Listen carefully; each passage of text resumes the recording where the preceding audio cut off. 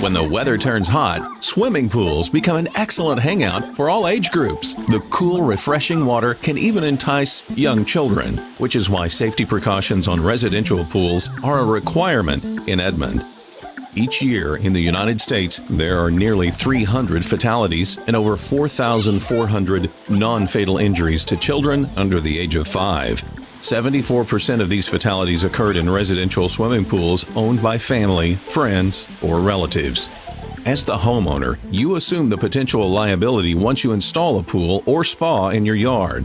All new pools and spas must be permitted and inspected for safety by the city's Building and Fire Code Services Department.